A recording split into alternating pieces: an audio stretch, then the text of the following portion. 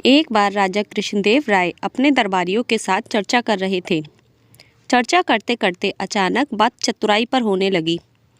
महाराज, कृष्णदेव राय के दरबार में राजगुरु से लेकर कई अन्य दरबारी तेनालीरामन से जलते थे। ऐसे में तेनालीराम को नीचा दिखाने के लिए एक मंत्री दरबार में बोल पड़ा कि महाराज, दरबार में एक से बढ़कर एक बुद्धिमान और चतुर लोग मौजूद हैं, और अगर मौका दिया जाए तो हम सभी अपनी चतुराई आपके सामने पेश कर सकते हैं। किंतु महाराज, कृष्णदेव ने हैरत में पड़ते हुए पूछा, किंतु क्या मंत्री जी?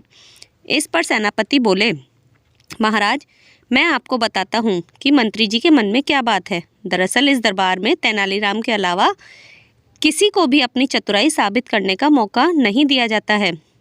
हर बार तेनालीराम ही चतुराई का श्रेय ले जाते हैं, तो ऐसे में दरबार में बाकी लोग अपनी योग्यता कैसे दिखा सकते हैं?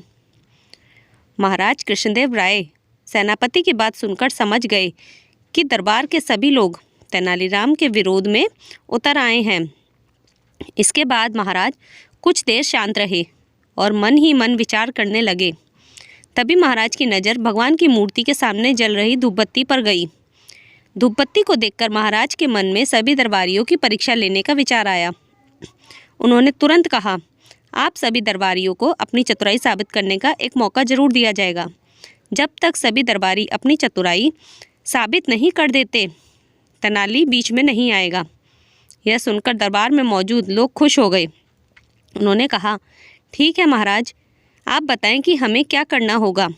राजा कृष्णदेव राय ने धूपबत्ती की तरफ उंगली करते हुए कहा कि मेरे लिए 2 हाथ धुआं लेकर आओ। जो भी एक काम कर पाएगा उसे तेनालीराम से अधिक बुद्धिमान समझा जाएगा। महाराज की बात सुनकर सभी दरबारी में सोच में पड़ गए और आपस में चर्चा करने लगे कि यह कैसे संभव है। भला धुएं को नापा जा सकता है क्या? इसके बाद अपनी चतुराई साबित करने के लिए सभी दरबारियों ने अपना हाथ आजमाया, लेकिन कोई भी धुआं नाप नहीं पाया। जैसे ही कोई धुएं को नापने के लिए कोशिश करता, धुआं उनके हाथ से निकलकर उड़ जाता। जब सभी दरबारियों ने हार मान ली, तब उनमें से एक दरबारी बोला कि महाराज, हमारे हिसाब से धुएं को नापा नहीं जा सकता है। हाँ, अगर तेनाली ऐसा कर पाए तो हम उसे अपने से भी अधिक बुद्धिमान मान लेंगे, लेकिन अगर वह ऐसा नहीं कर पाए तो आपको उन्हें हमारे जैसा ही समझना होगा। राजा मुस्कुराते हुए बोले, क्यों तेनालीरामन, क्या तुम तैयार हो? इस पर तेनाली ने सिर झुकाते हुए कहा, महाराज, मैंने हमेशा आपके आदेश का पालन किया है, इस बार भी जरूर करूँगा।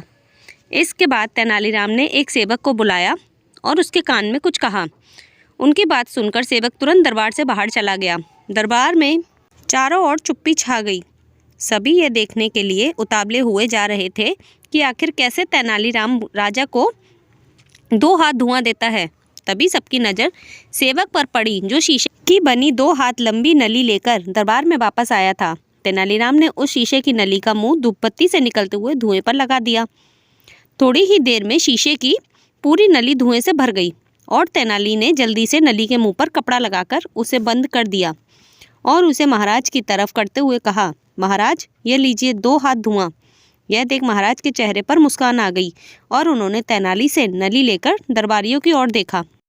सभी के सिर तेनाली की चतुराई देखकर शर्म से नीचे झुके हुए थे। वहाँ कुछ दरबारी तेनालीराम के पक्ष में भी थे। उन सब की आंखों में तेनालीराम के लिए सम्मान था। तेनालीराम की बुद्धिमानी और चतुराई देखकर राजा बोले, अब तो आप लोग यह समझ गए होंगे कि तेनालीराम की बराबरी करना संभव नहीं है। इसके जवाब में दरबारी कुछ भी बोल न सके और उन लोगों ने चुपचाप सिर झुका लिया।